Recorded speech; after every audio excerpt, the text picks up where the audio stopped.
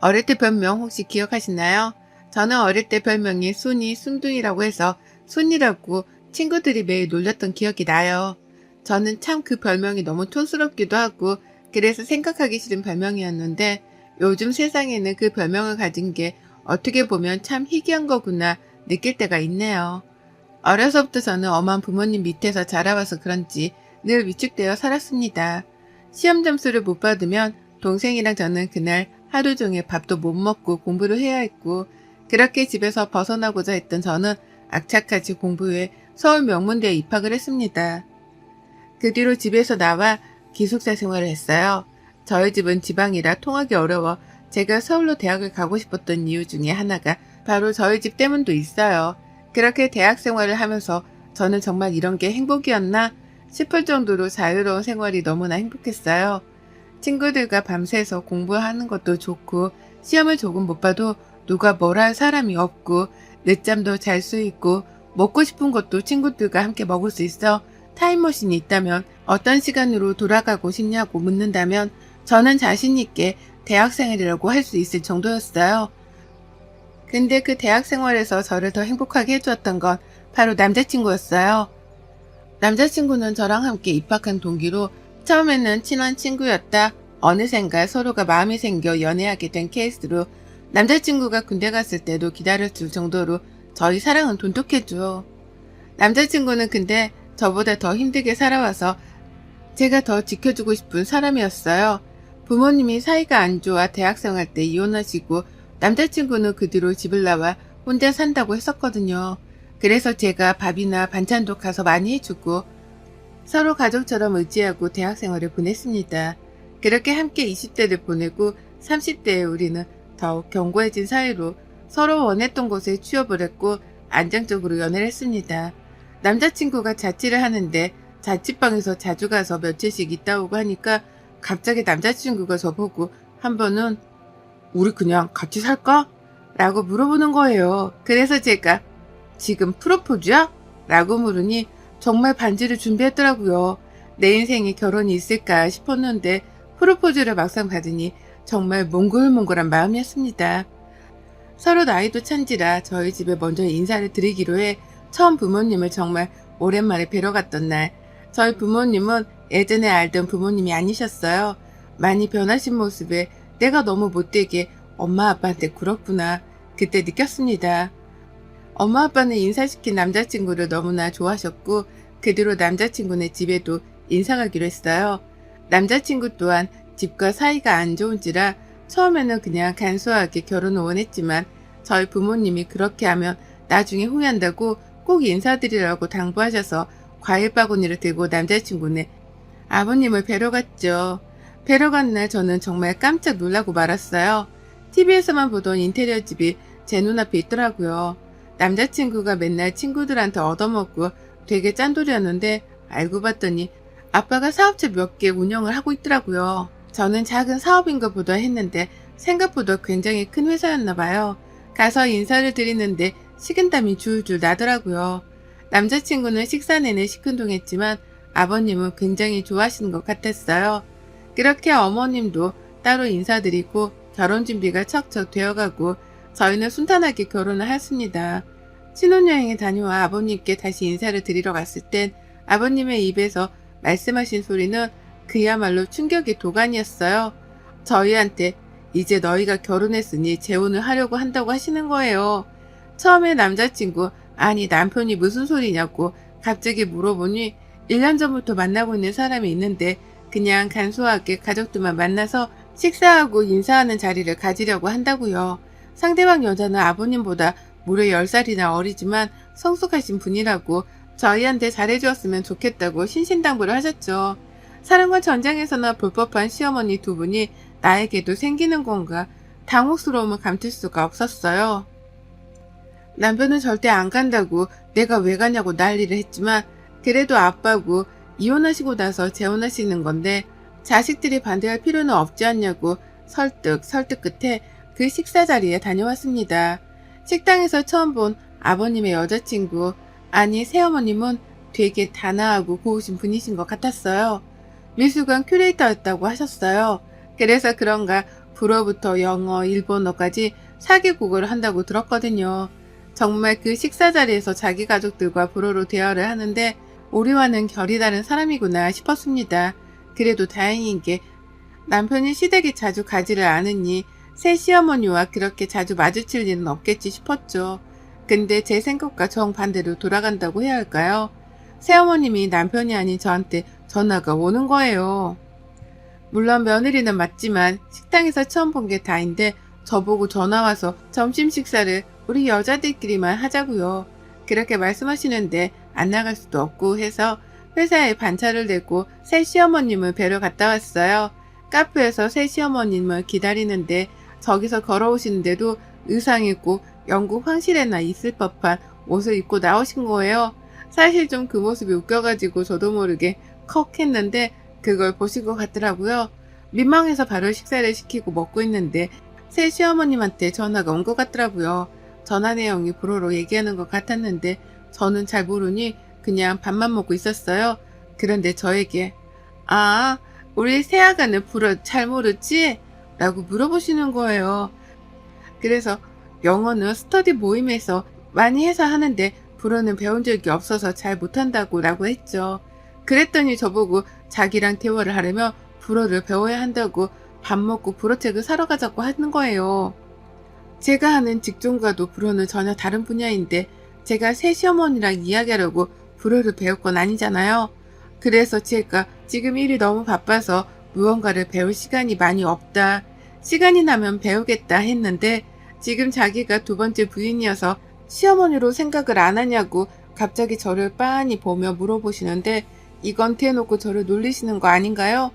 더 이야기해봤자 서로 기분만 좋지 못할 것 같아 우선 책을 사고 회사에 가봐야 한다고 이야기하고 후다닥 빠져나왔어요. 그리고 밤에 남편에게 이 이야기를 했더니 그냥 앞으로 전화 오면 잘 받지 말고 회사 바쁘다고 둘러대는 게 좋겠다고 했죠. 그 뒤로도 새 시어머니는 몇 번 전화를 하셨는데 제가 문자로 지금 회의 중이라고 하고 피했습니다. 그러자 새 시어머니께서 저희 집으로 저를 보러 찾아오셨습니다. 근데 찾아온 이유가 이번에 집들이를 하는데 며느리를 보고 싶다고 하는 친구들이 많으니 저보고 오라고 초대장을 주시는 거예요. 제가 이날은 회사에 일이 많아서 어려울 것 같다고 해도 저에게 시간을 맞춘다고 꼭 오래요. 심지어 따로 아버님이 전화 오셔서 오라고 막 그러시는데 거절할 수가 없잖아요. 그래서 그날 시댁으로 건너갔어요. 남편은 야근이라 저보고 가지 말라고 신신당부했지만 또 그럴 수가 없어 넘어갔죠. 가서 밥 먹고 차 마시는데 아버님네 집에 집안일을 도와주시는 이모님이 계시는데 제가 민망할 정도로 이모님을 모든 사람들이 다 시키는 거예요. 물론 당연히 가사일을 도와주시는 거니까 그럴 수 있지만 너무 작은 것까지 솔직히 시키는 건 좀 아니잖아요. 그래서 제가 보다 못해 자꾸 이모님을 시키길래 혼자서 일하시기 그러시니 제가 도와드리겠다고 저한테 말씀하시라고 했죠. 그랬더니 그 친구분이 갑자기 불어로 뭐라고 하는데 안 좋은 말 같았어요. 그 뒤로도 불어로 자기네들끼리 좋다고 웃고 떠들고 이모님이 조금만 실수하면 신경질을 팍 내면서 불어로 욕 같은 걸 하는 것 같더라고요. 그렇게 좋지 못한 식사 자리를 하고 와서 그런가 집에 와서 긴장이 풀리니 두통이 밀려오더라고요. 두 번 다시는 그런 자리에 가지 않겠노라 다짐했죠. 며칠이 지나고 또 새 시어머니가 전화가 오는데 한두 번 정도 받지 않았어요. 회사가 너무 바쁘기도 했고 또 뭐라고 하실까 두렵기도 해서요. 그랬더니 문자로 전화 받아요? 라고 왔네요. 퇴근하고 회사가 너무 바빠서 전화드릴 틈이 없었다고 하니 이번에는 저보고 쇼핑몰 같이 가달라고 하시는 거예요. 친구들이랑 모임이 있는데 어떤 옷을 입고 가야 할지 고민된다고 좀 봐달라고요. 제가 친구도 아니고 알겠다고 또 하고 주말까지 새 시어머니랑 백화점에 갔습니다. 백화점에 가서 계속 끌려다니고 짐 들고 거의 비서처럼 따라다닌 것 같아요. 제가 거절을 잘 못하는 편이기도 하지만 너무 저를 편하게 대하시는 것 같아서 쇼핑을 다 하고 식사를 하면서 제가 말씀드렸어요. 어머님, 제가 회사가 너무 바빠서 주말에도 이제 시간 내기가 너무 어려워서요. 죄송해요. 라고 말씀드리니 저보고 한 달 월급이 얼마냐고 물으시는 거예요. 그래서 얼마 정도 받는다 하니 저보고 갑자기 생각보다 많이 못 받네. 일하는 거에 비하면 너무 적다. 차라리 나 이렇게 쫓아다니는 게 더 이득이지 않아? 라고요. 원래 말씀을 잘 가려하시는 분은 아니라고 생각했는데 저렇게 말씀하시니 화가 좀 났어요. 최대한 침착하게 말씀드리고 저는 바로 집으로 왔죠. 그날 하루 종일 침대에 누워 펑펑 우는데 결혼 생활이 뭔가 싶기도 하고 왜 나는 이렇게 거절을 잘 못할까 싶어 이런 제 자신이 답답했죠. 남편한테 말하면 남편과 아버님 사이가 나빠질 게 뻔해서 제가 참는 게 가족들한테 다 좋은 거다 하면서 그렇게 지냈습니다. 그 후 새 시어머니 생신이 다가와서 시아버지가 남편에게 집으로 와서 같이 밥 먹자고 하셨나 봐요. 알겠다고 하고 선물을 또 준비 안 할 수 없어 준비해서 가야지 하는 마음이 있었는데 아니나 다를까 또 저에게 연락이 계속 오는 거예요. 생일인데 며느리가 차려주는 밥이 드시고 싶다고 해주면 안 되겠냐고요. 그래야 자기가 좀 대접받는 기분이 난다고요. 저는 또 알겠다고 말씀드리고 새벽같이 일어나서 집에서 음식을 이것저것 했어요. 그리고 시댁으로 넘어가서 거기서도 음식하고 집도 생일 파티 느낌 나게 꾸미고 하니 밥 먹을 때가 되니까 녹초가 되었네요. 너덜너덜해진 영혼이 가출한 채로 있다가 집으로 와서 그날 하루 종일 악몽에 시달렸어요. 열심히 공부해서 대학교 가고 지금은 누구나 가고 싶은 직장에도 다니고 있는데 제 인생이 너무 초라해 보이는 거예요. 결혼 앞에서요. 결혼만 안 했으면 제가 이렇게 을이 될 리도 없잖아요. 근데도 제 성격 때문에 말 한마디 한 번 못하니 화병이 나서 미쳐버릴 것 같았어요. 그렇게 하루하루를 살다 딱 이날로 제가 각성을 하게 돼요. 그날도 어김없이 새 시어머님 쇼핑 비서로 따라가게 되었어요. 따라다니다 보니 저번에 친정 부모님이 낡은 운동화를 두 분 다 신고 계시는 게 생각나서 백화점 간 김에 하나 사드리고 싶었어요. 그래서 사드리려고 저도 이것저것 좀 보는데 왜? 살려고? 이러시는 거예요. 그래서 부모님이 운동화가 낡아서 하나 사드리고 싶어서요. 라고 하니 저보고 새 시어머니가 갑자기 깔깔 웃으면서 여기 운동화 한 컬레에 얼만 줄 알아? 제가 브랜드를 잘 모르기도 하고 다 그게 그 제품 같아서 한 20만원 정도 하나요? 라고 했어요. 그랬더니 정말 그 매장에서 박장대소를 하시면서 뭐? 20? 여기에 20만원짜리 운동화가 어딨어. 진짜 촌스럽다. 우리 새아가 나 따라다니면서 안목 좀 챙겨야 할 것 같아. 라고 하는데 옆에 있던 직원은 저를 보며 웃음을 참는데 제 얼굴이 정말 새빨간 토마토처럼 붉어지는 거예요. 그리고선 갑자기 남자 운동화, 여자 운동화 한 컬레씩 고르더니 직원에게 이거 계산해줘. 우리 사돈댁이 이런 운동화 한 번도 못 신어본 것 같아. 진짜 안타까워서 내가 참 이럴 때 또 내가 하나 사줘야 되지 않겠어? 네, 사모님 50대 분들한테 굉장히 인기 있는 모델이랍니다. 라고 하고 저보고 가져다 드리려고 하시더군요. 그 운동화를 집에 와서 보는데 참 제가 많이 비참해져 보였습니다. 그냥 제가 살아온 날들이 최선을 다했다고 생각했는데 저는 브랜드의 운동화가 얼마인지도 잘 모르고 새 시어머니가 사는 세상과 제가 사는 세상이 너무나 달라서 더 초라하게만 느껴졌던 것 같아요. 사실 알고는 있었습니다. 새 시어머니는 일부러 제 앞에서 자기를 보여주고 싶어 제가 못 알아듣는 불어를 하고 백화점에 데려가 네가 나 아니면 이런 데 와보겠니? 이런 느낌으로 저를 무시하고 너는 나보다 밑이야. 이런 식의 느낌으로 저를 대하는 것을요. 하지만 저는 지금까지 너무 바르게 살려고 노력해서 어른들에게는 또 다른 사람들에게는 나쁜 소리, 싫은 소리 안 하는 것이 도리라고 생각했는데 백화점에서의 일은 정말 못 찾겠더라고요. 그 뒤로 저는 회사가 끝나자마자 불어학원을 다니기 시작했어요. 불어학원부터 인간까지 들으면서 다시 새 시어머니가 나를 그 불어 모임에 초대하기를 바랬죠. 제 바람대로 이루어졌는지 시어머니는 저에게 그 모임 사람들이 온다고 이번에는 제가 그때 한번 해드렸던 음식이 있었는데 그게 맛있다고 한번 해달라고 부탁을 하셨어요. 저는 때가 왔다고 생각했습니다. 만반의 준비를 하고 그 모임을 마주치니 역시 아니나 다를까 제 앞에서 또 불어로 막 이야기를 시작하더라고요. 가만히 들어보니 참 가관이죠. 니네 며느리 우리말 못 알아듣는 거 보니 너무 웃겨. 우리가 자기 욕을 해도 모르잖아. 맞아. 우리 며느리 착하긴 한데 얘가 너무 느려. 그리고 집도 가난한 것 같아. 글쎄 저번에 백화점 갔는데 너희 그 브랜드 알지? 나보고 20만원 정도 하냐고 묻는 거야. 내가 정말 쪽팔려서. 정말 나는 돈 없는 사람들 이해 안 되더라. 돈이 없으면 겸손해야지. 그러지 못한 사람들이 더 많아. 자기네 식사 도우미 해주는 분도 좀만 쓰다가 내보내. 오래 하면 자기가 손때 탄다고 생각해. 진짜 재수없지 않냐?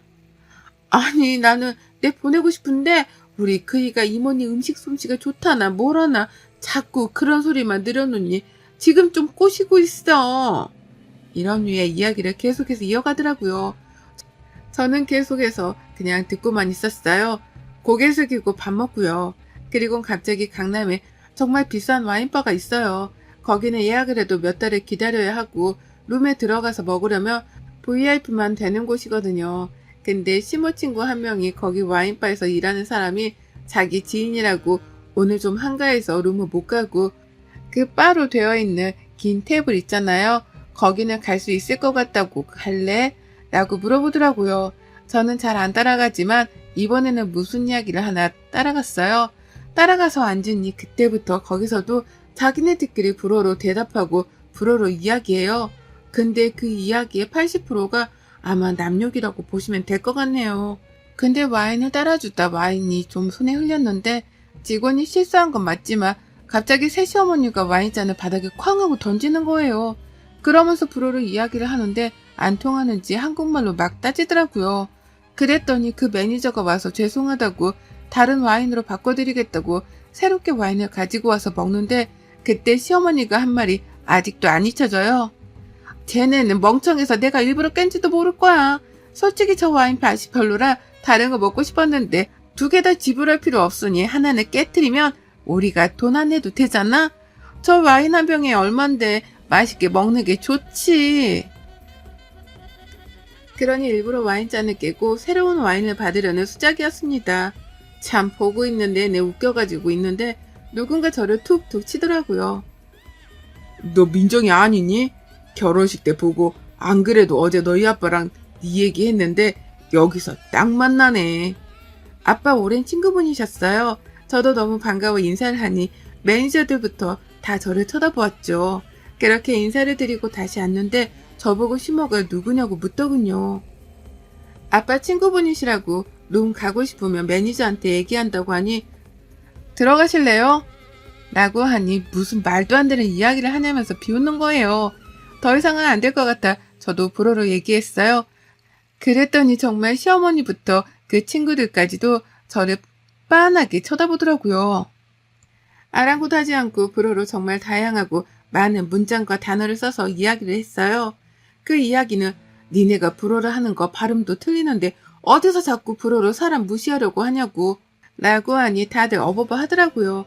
저보고 너 가난한 집 딸 아니었냐면서 그러길래 불어는 진짜 몰랐고 배운 거다. 어떤 이야기를 하는지 궁금했다고 했죠. 그리고 저는 가난하다고 말한 적 없다. 혼자서 그렇게 생각하신 거지. 라고 했더니 시모가 아무 말도 못하더라고요. 사실 저희 부모님은 건물 월세를 받는데 그 건물이 생각보다 좀 많아요. 저희 지역에서는 부동산 하면 저희 부모님을 모르는 분이 없을 정도로 땅 부자기도 하거든요. 지금 저희 아빠 친구분도 유명한 건설사 사장님이시고요. 시모는 그때부터 저에게 알랑방구를 끼며 이야기하길래 불어로 시모가 좋아하는 와인을 따라드리면서 똑같이 말했어요. 어머님 저번에 통화 내용 들어보니 어머님네 쫄딱 망한 것 같은데 아버님 아세요? 제가 말씀을 안 드리려고 했는데 이왕 이렇게 된 거 제가 직접 말씀드리려고요. 사치가 너무 심하셔서 그런 것 같은데 이제 쇼핑 못하고 와인 못 드셔서 어떡해요? 그리고 지금 여기서는 제가 계산할 테니 걱정하지 마세요. 한 푼이라도 아끼셔야죠. 곧 아버님과 헤어질 수도 있을 테니요. 라고 하고 계산하고 나왔어요. 저번에 어머님이 불어로 통화하는 내용을 들어보니 일부러 제 앞이라 그런 것 같은데 동생이 보증을 잘못 써가지고 가지고 있는 재산 모두가 넘어갈 것 같더라고요. 아버님은 모르시고요. 근데 제가 나오기 전에 식탁에 서류 두고 왔어요. 순하기만 했던 제가 눈에는 눈, 이에는 이, 돈으로 무시하는 자 돈으로 갚아주겠다 하는 마음으로 진짜 처음으로 대응을 해보았습니다. 그 뒤로 어머님은 집에서 쫓겨나셨어요. 알고 봤더니 아버님 카드로 정말 많이 긁고 다니고 집에 사실 땡전 한 푼도 없는 무늬만 공주였던 거죠. 알맹이는 거지고요. 근데 그렇게 제 앞에서 자랑을 해대니 저는 얼마나 가소로웠겠어요. 참느라 사실 힘들었네요. 저희 부모님은 돈을 정말 많이 버시더라도 저에게 늘 사람은 검소해야 한다고 알려주셨거든요. 그래서 백화점 가서 옷이나 신발, 가방 이런 것 등에 전혀 관심도 없으시고 저도 마찬가지로 그렇게 살았는데 시무를 보니 제가 참 작아졌어요. 검소하게 사는 거라고 배웠는데 돈은 쓰라고 있는 건가? 제 신념이 무너질 뻔했거든요. 근데 그 신념을 잘 지켜 오늘 꼭 쓰기 위해 있었던 것 같습니다. 사람은 겉모습이 또 보이는 모습이 전부가 다가 아니라는 거 꼭 그 시무가 알았으면 좋겠네요. 여러분의 생각은 댓글로 남겨주세요. 오늘 또 시청해 주셔서 정말 감사합니다. 안녕하세요. 저는 곧 내년에 초등학생이 되는 아들을 둔 40대 엄마입니다. 사람이 살다 보면 기막힌 일을 많이 겪고는 하죠. 누군가 여러분께 상식적으로 도무지 이해할 수 없는 황당한 제안을 한다면 과연 이해해 주실 의향이 있으신가요? 여러분의 생각이 정말 궁금한데요. 제 사연 한번 말씀드려 보겠습니다.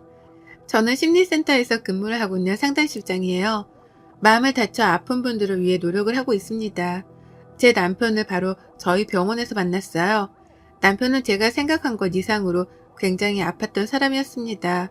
울상이 되어 저희 병원에 찾아온 남편은 10년을 만났던 여자친구와 헤어지고 그 충격으로 일상생활이 불가하다는 이유로 심리 상담이 필요했었죠. 10년을 만났던 여자친구는 헤어짐을 구하는 동시에 다른 남자와 결혼을 해버렸거든요. 한마디로 양다리를 걸치고 있던 겁니다. 도저히 인정할 수 없었던 남편은 결혼식장에 찾아가 난동을 부리기도 했지만 경찰까지 오며 오히려 제정신이 아닌 사람으로 찍혔다고 해요. 병원에 찾아와서 제게 처음으로 한 말이 인상 깊었습니다. 저는 그 사람에게 피해를 준 게 없는데, 아니, 우리 내년에 결혼하자고 여자친구가 먼저 말을 했거든요. 그런데 갑자기 헤어지자고 하더니 어떻게 결혼할 수가 있죠? 전 믿을 수 없어요. 이건 뭔가 분명히 잘못된 것 같아요. 그쵸? 무슨 마음인지는 알겠지만 우선 진정하세요. 김석호님, 여자친구와 관계가 두터우셨나봐요. 네, 저희는 10년을 만났고 내년에 결혼하자고 말했어요. 그런데 갑자기 하루아침에 헤어지자고 했다고요. 그 이별이 믿어지지 않아서 매일같이 매달렸는데 정확히 헤어지자고 말한 지 일주일 만에 딴 남자랑 결혼하더군요. 결혼식장에 찾아가니 정신이 이상한 미친 사람이라며 모르는 사람이라고 경찰 불러달라면서 막 소리치는데 정말 무섭더라고요. 사람이 어떻게 그럴 수 있죠? 마음이 많이 아프셨겠어요. 현재 김석호님의 마음 상태에 대해서 파악해 볼 수 있는 몇 가지 검사를 해보려고 해요. 네, 뭐든 좀 해주세요, 제발. 저도 제가 왜 이러는지 알고 싶으니까 제발 좀 해주세요. 남편의 우울증도 심각했고 분노 조절도 쉽지 않은 상황이었습니다. 그뿐 아니라 자괴감과 자존감까지 바닥을 찍고 있는 상황이 정말 본인의 자아를 놓은 상황이었죠. 본인이 살아야 할 이유를 모르겠다고 할 정도였으니 이건 분명 문제가 심각했습니다. 저는 이런 남편을 위해 최선을 다해 치료를 도왔고 1년을 넘도록 꾸준한 치료를 성실하게 임한 남편은 언제 그랬냐는 듯 좋아졌어요. 그 모습을 바라보는데 정말 다행이지 싶었습니다. 마음을 다친 환자분들이 회복하고 웃는 모습을 보여주시면 사실 그것만큼 행복한 게 없거든요. 뿌듯함은 물론이고 너무 행복했습니다. 남편은 환자분들 중 의지가 가장 강했고 너무 성실하게 임하셔서 제가 기억을 했었어요. 더 이상 병원에 오지 않으셔도 말이죠. 그렇게 1년이란 시간이 지나고 우연히 남편을 다시 만난 곳은 고깃집이었습니다. 각자 지인들과 술 한잔을 하는 자리에서 만났고 너무 반갑더라고요. 저 혹시 심리센터 실장님 아니세요? 김석호님 맞으시죠? 세상에 이게 얼마만이에요? 너무 반갑네요. 잘 지내셨어요? 맞죠? 실장님 반가워요. 멀리서 보는데 계속 실장님 맞는 것 같아서 인사를 할까 말까 고민했네요. 저는 뭐 실장님 덕분에 원래 제 모습 되찾고 완전 잘 지냈어요. 늘 감사해요. 아유, 제가 뭘 했다고요. 석호님 의지가 해낸 거죠. 아니요, 정말 실장님 덕분이에요. 감사해요. 이렇게 만나게 된 남편과는 웃기게도 자연스럽게 2차를 가게 되었고 그동안 어떻게 지냈는지 요즘 힘든 건 없는지에 대해서 소통을 자연스럽게 했습니다. 한참 대화를 나누다 보니 이제는 저희 병원에 온 환자가 아니라 그냥 평범한 남성으로 보이더라고요. 제법 멘탈이 강해졌고 웃음이 많아진 그의 모습이 참 보기 좋았습니다. 그런 남편과 여러 차례 만난 끝에 진지하게 사귀게 되었어요. 환자와 이렇게 사적으로 만난 것도 처음이고 사귀게 된 건 아예 처음이라서 너무 신중했습니다. 그렇지만 무엇보다 행복했고 참 기분이 좋았죠. 저는 그냥 그 사람이 너무 좋았어요. 저보다 2살이 많았는데 제가 참 의지를 많이 했죠. 딱 2년 만나고 저희는 결혼을 했어요. 남편과 저는 인꼬부부라고 소문날 정도로 모든 걸 함께 했고 아이도 바로 생겼습니다. 임신을 했어도 전 여전히 근무를 했고 출산 직전까지 일을 했어요. 제 주변 지인들이 그랬거든요. 쉴 거면 차라리 애 낳고 쉬라고 말이죠. 애가 너무 예뻐서 두고 출근하는 게 발길이 안 떨어지니까 최대한 힘들어도 만상몸으로 출근할 때까지 하라고 조언을 해주더라고요. 그래서 저 정말 예정이 일주일 전까지 일했어요. 저희 남편은 뭘 그렇게까지 하냐고 힘들게 무리하지 말라고 했지만 벌 수 있을 때 벌고 싶기도 했고 전 제 직업을 사랑했거든요. 아이가 태어나기 전에 조금이라도 자유로울 때 일을 자유롭게 하고 싶기도 했습니다. 열심히 일을 하다 보니 예정일이 되었고 출산까지 무사히 했어요. 떡두꺼비 같은 아들을 낳았는데 남편과 똑같이 생겨서 저는 무슨 남편을 낳은 줄 알았습니다. 아이를 낳은 후 육아휴직 기간만 아이를 보고 회사로 복귀할 예정이었어요. 양가 부모님이 아이를 봐주실 상황이 아니라서 베이비시터를 고용할 생각이었습니다. 그러나 막상 낳고 보니까 세상에 이렇게 작고 예쁜 아이를 어떻게 남의 손에 키울까 싶은 거죠. 정말 많은 생각이 들었고 저는 결국 센터와 상의 끝에 퇴사를 결정했습니다. 아무래도 아이가 어느 정도 클 때까지는 일을 못하겠더라고요. 제 선택에 가장 좋아해줬던 건 남편이었습니다. 요즘 사건 사고도 많은데 제가 아이를 보면 믿음이 간다며 다행이라고 하더라고요. 서로 같은 마음이었겠죠. 저희 아들은 등 센서가 민감하게 작동하는 아이라서 내려놓기만 하면 울었습니다.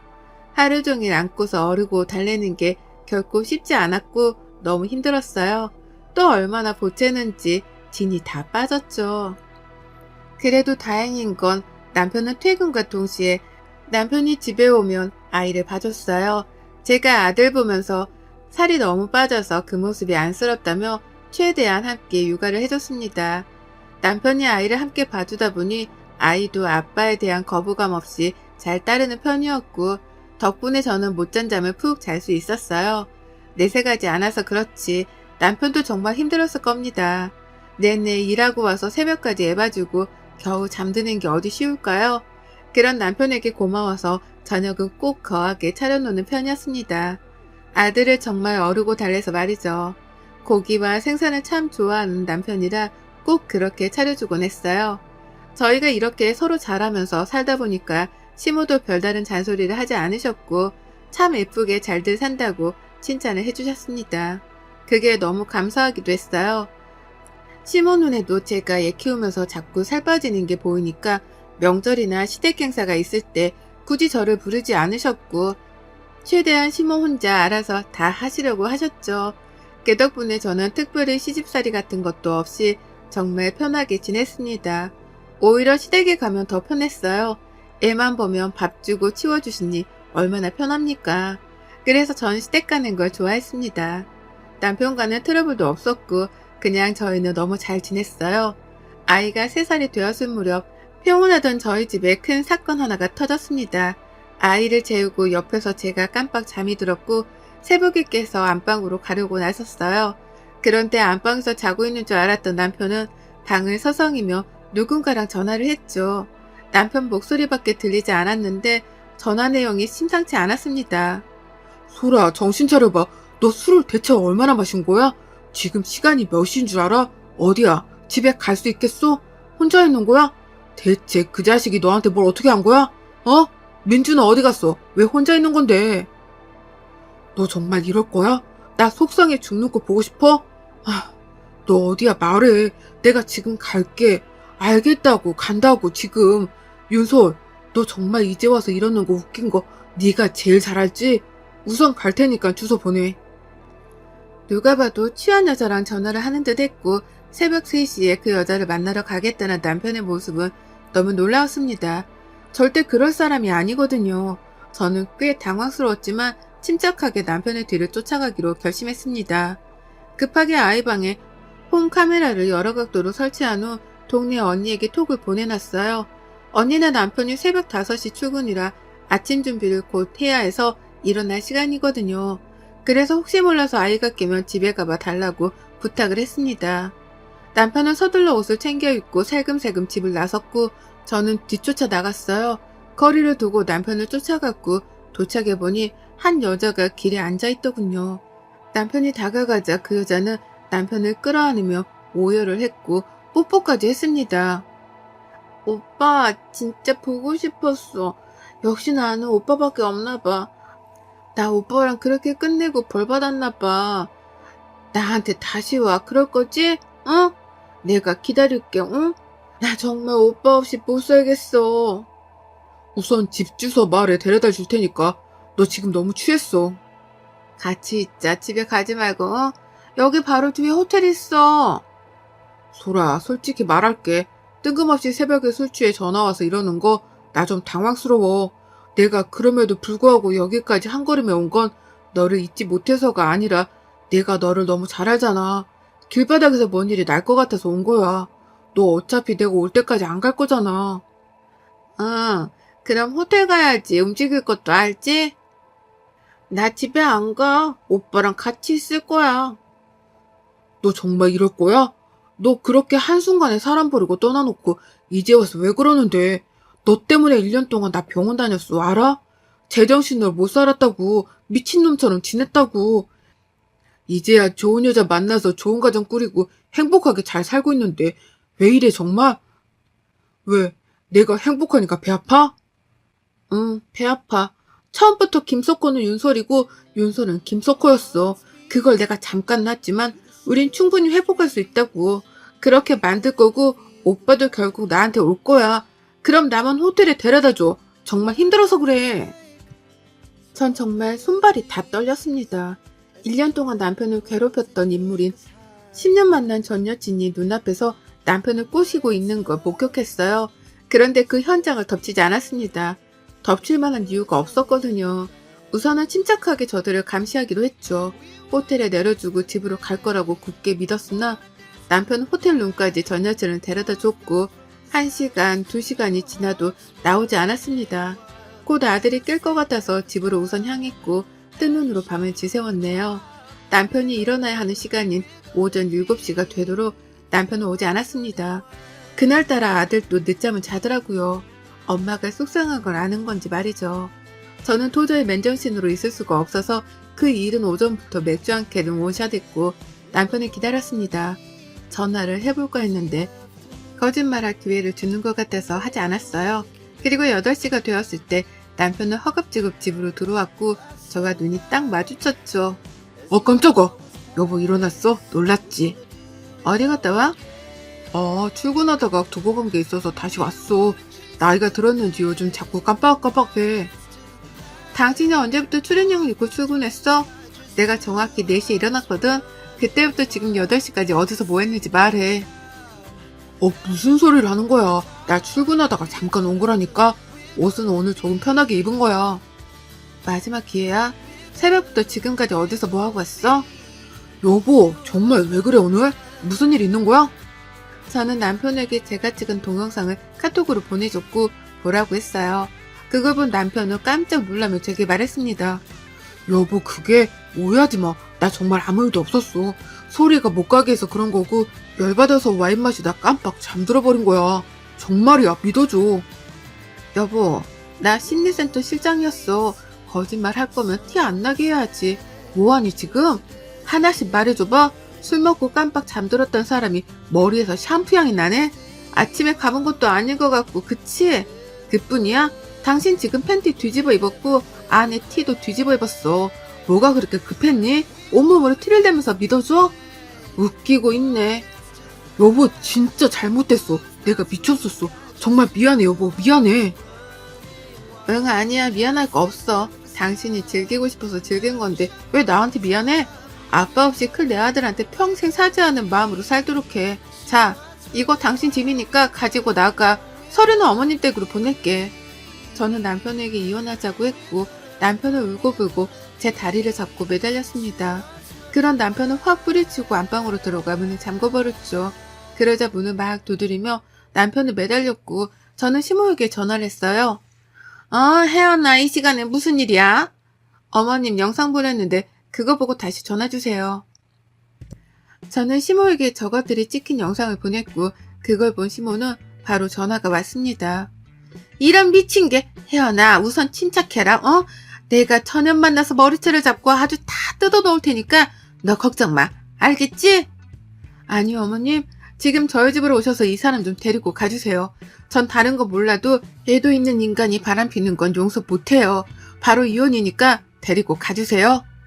시모는 한 걸음에 저희 집으로 왔고 그 사이에 아들이 깨서 저를 찾으며 울어서 제가 나갔습니다. 저는 아들 밥을 먹이고 옷을 입힌 후 동네 언니네 집에 보냈어요. 그리고 시모에게 말했죠. 아직도 안 데려가셨어요? 이제 경찰 부릅니다, 정말. 야, 이 썩을 놈아, 정신 나간 놈아. 네가 지금 뭔 짓을 한 줄 알아? 네 마누라 같은 여자가 어딨다고 세상에. 그 정신 나간 년을 또 만나? 너 어쩔 거야? 어쩔 거냐고. 여보, 제발 한 번만 용서해줘. 나 정말 정신 차리고 살게, 너라면 용서해주겠냐? 나라도 용서 안 돼, 미친놈. 혜연아, 우선은 내가 이놈 데리고 갈 테니까 시간을 두고 좀 생각을 해보자, 시모는 남편을 끌고 갔고 제 앞에서도 엄청 맞았어요. 시간을 두고 생각을 해보자고 했으나 저는 이혼 서류를 시댁으로 보냈고 시모와 남편에게 미친 듯이 전화가 왔습니다. 당연히 무시했고 받지 않았어요. 그런데 너무 마음이 아픈 게 남편이 아들에게 너무 다정한 아빠여서 아이가 매일 아빠를 찾으며 울고 불고 난리를 치는 겁니다. 밥도 안 먹고 울고 또 울고 정말 미칠 것 같았어요. 우는 아이를 끌어안고 같이 울기도 하고 달래고 너무 힘들었습니다. 이러다 애 잡겠다 싶을 정도로 얘가 울 때 지쳐 숨이 넘어갈 정도였고 저는 남편에게 전화를 할 수밖에 없었어요. 집으로 와, 지금 바로. 남편은 한 걸음에 집으로 왔고 아들은 남편을 보자마자 달려가 한참을 울더군요. 정말 많은 생각을 했습니다. 저한테는 쓰레기 같은 남편이지만 아이에게는 한없이 좋은 아빠인데 제가 생리별을 시켰구나 싶기도 하고 이별을 받아들이기에 아이가 아직 너무 어리구나 싶었죠. 결국 많은 대화와 고민 끝에 딱 한 번의 기회를 주기로 했습니다. 한밤의 해프닝으로 정리하기로 했죠. 말은 그렇게 했어도 당연히 사이가 예전 같진 않았고 분노로 속이 답답하긴 했어요. 남편은 제가 소갈이를 하지 않도록 의심하며 괴로워하지 않도록 일부러 모든 걸 더 대놓고 오픈하며 믿음을 주려고 노력했습니다. 그냥 그렇게 살았어요. 대신 각방을 쓰긴 했습니다. 도저히 한 침대에서 잘 자신은 없었거든요. 그렇게 산지 몇 년이 흐르고 저희 애가 6살이 되었을 때였습니다. 이제 애가 유치원을 다니고 어느 정도 커서 저도 일을 다녔어요. 다행인 건 이전에 다녔던 심리센터 실장 자리로 다시 들어갈 수 있게 되었습니다. 워낙 사람 좋은 병원이라 이직하는 사람이 별로 없어서 대부분 사람들이 다 그대로라 너무 반가웠죠. 사회생활을 다시 시작하면서 저는 이전보다 많이 밝아졌어요. 그런데 남편의 전 여친이 환자로 저를 찾아왔습니다. 안녕하세요, 윤솔님? 네, 안녕하세요. 왜요? 네? 아니, 저를 보고 당황하시는 것 같아서요. 저 아세요? 그럴 리가요. 어떻게 오셨어요? 제가 사랑하는 사람이 있거든요. 저희는 10년을 뜨겁게 사랑했지만 제 실수로 그 사람을 놓쳤었고 다시 잡으려고 몇 년 동안 노력을 했어요. 그래서 결국 지금 애가 둘인데 숨어서 지내는 신세라 그런지 뭔가 서럽기도 하고 힘들어요. 이럴 때는 어쩌면 좋을까요? 그건 여기서 해결하실 게 아니라 당사자들이랑 얘기를 해보셔야 할 것 같은데요. 그니까 그래서 당사자 찾아왔잖아요. 그쪽, 아니 이제 좀 놔주지 그래요? 우리 애가 둘이고 두 집 살림하는 걸 지켜보는 것도 힘들어 죽겠는데 그쪽만 쿨하게 놔주면 아무 문제 없을 것 같은데 남편은 마음이 떴는데 그쪽만 그렇게 잡고 있으면 너무 수치스럽지 않아요? 나라면 너무 싫을 듯. 애가 둘이요? 내 남편 김소코랑 나은 애가 둘이라는 거예요? 두 집 살림을 하고 있고 나더러 이혼해달라고 지금 직장까지 찾아와서 이러는 거예요? 직업이 상담실장이라 그런가? 뭘 그렇게 질문하는 거야? 짜증나게. 그래, 그쪽 남편 김소코랑 애 둘 낳고 키우고 있다고. 딸 하나 아들 하나 연년생으로. 그쪽만 이혼해주면 우리 행복하게 살 수 있는데 걸림돌처럼 왜 그러고 있냐고 물었잖아.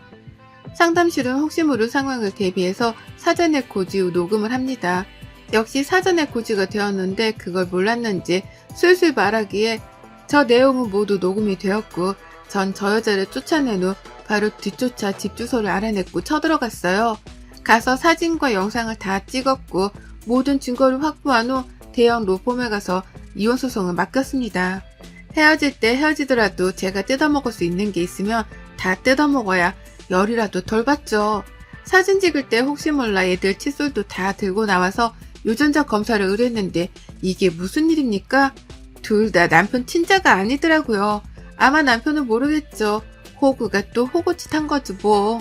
저는 우선 이 일을 비밀로 해두고 이혼 소송을 진행하는 동시에 상간녀 소송도 진행했고 위자료를 왕창 뜯었고 상간녀 위자료도 굉장하게 받았습니다. 그리고 친자가 아님을 말해주면서 저것들은 풍비박산이 났고 남편은 시댁에서도 버림을 받았어요. 남편은 전 여친에게 어떻게 그럴 수 있냐며 난리를 치는데 그 꼴이 아주 웃기더라고요. 지들끼리 싸우는데 어찌나 웃기던지요. 시끄러운 모든 일은 다 끝났고 저희 애는 더 이상 아빠를 찾지 않습니다. 머리가 커서 눈치가 생긴 건지 저와 단둘이 살지만 저희 두 식구 참 행복하게 잘 살고 있어요. 가끔 시모가 반찬도 보내주시고 애 선물도 주시는데 이건 받고 있습니다.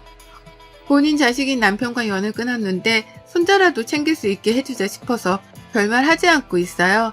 지금처럼 잘 살아서 우리 아들 잘 키워낼 겁니다. 꼭.